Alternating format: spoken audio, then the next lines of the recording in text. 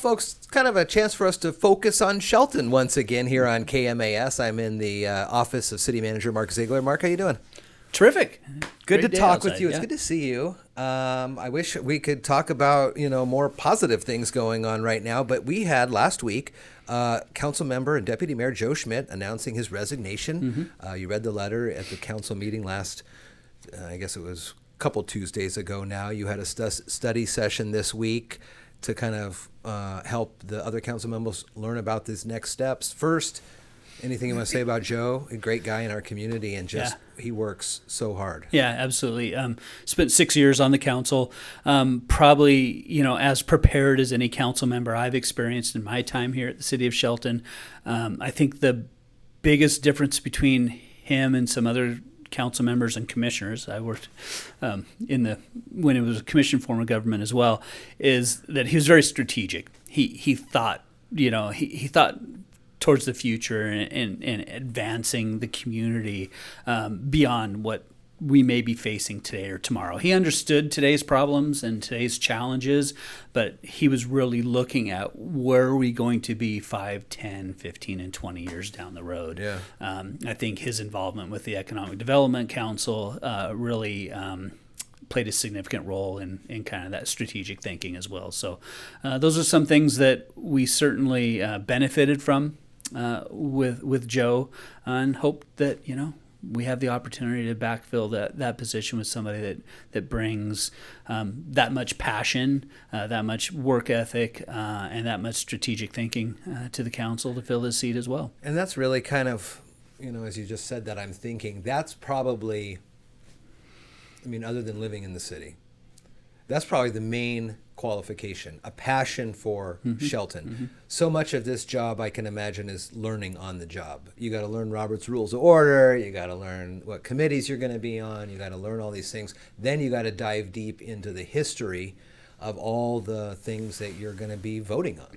So if you don't have a love of the city, that's got to be prime up there. What are some of the other actual qualities? Yeah, because we don't start over when a new person comes in, right? We're still going. This thing is a machine that's moving down the road, and it's not slowing down. So we've got projects and programs, and we're entering into the development of the 2025 budget. We're in the middle of our comp plan rewrite. So these are all ongoing projects. So it's my job to bring the new council people up to date, bring them to bring them current with what's going on, try to get them comfortable with some of the decisions, some of the processes that are ongoing, so they can hit the ground running and make sure that they can make an educated and informed decision.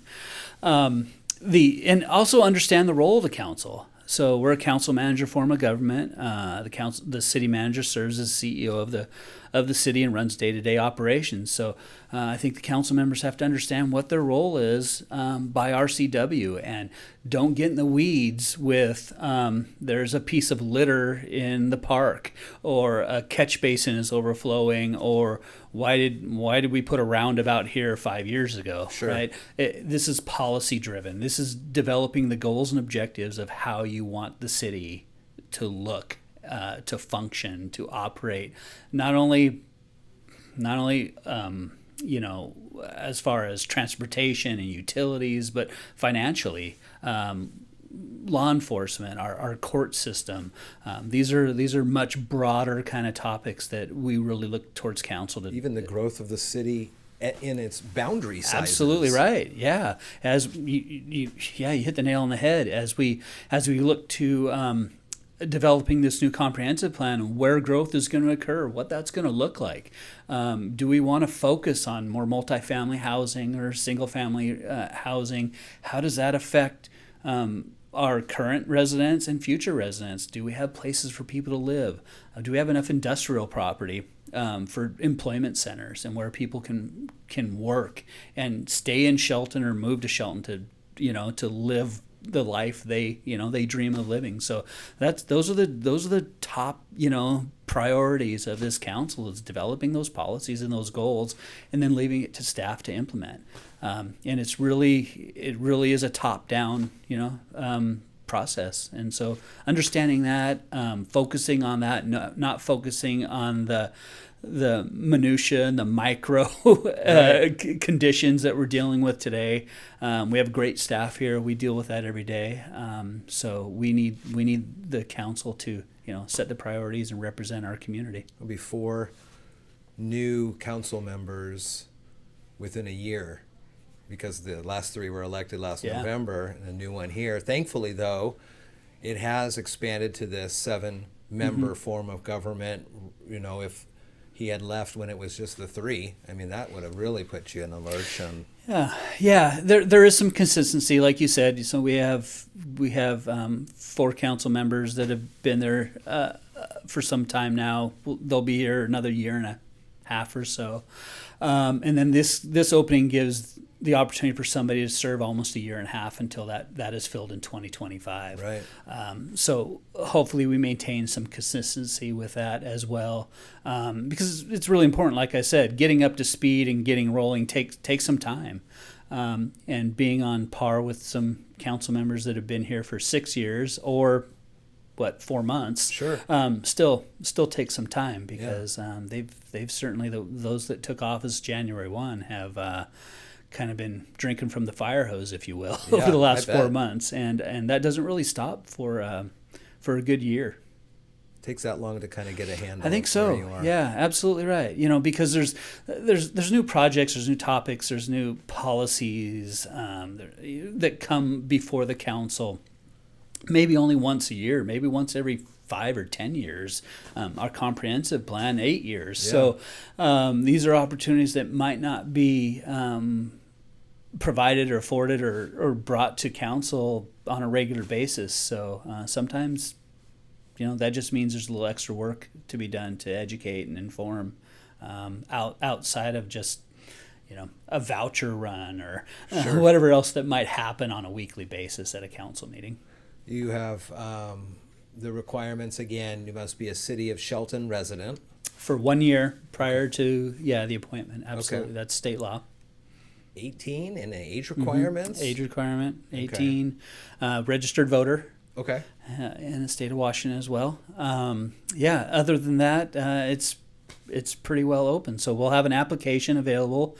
It'll be available on the city's website. We'll promote that with some advertisements, press releases to the community. We want a broad reach for anybody that might be interested. Some individuals that thought about running for office, or maybe this is a short-term opportunity that you're not committing to 4 years necessarily, or maybe the election cycle just didn't meet your personal needs, your personal schedule. So this came up all of a sudden, your life changed, or it looks like an opportunity you want to pursue, and so we want to make sure that we reach out to as many people as possible, but also are really proactive in filling this position in a timely manner, because it's important that we have a full 7. I can imagine that you want to get this done quick. Do you have any other laws that once the notice has been given that you have a clock running now, you have to have somebody in this position?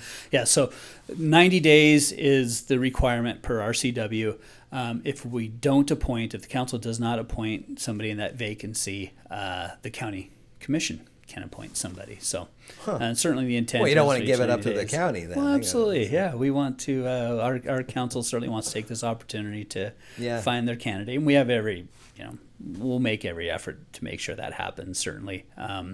We'll start by advertising, like I said, display ads, press releases, and a deadline of May 3rd for the application. So we've established that with council at the last study session, May 3rd, 1 p.m.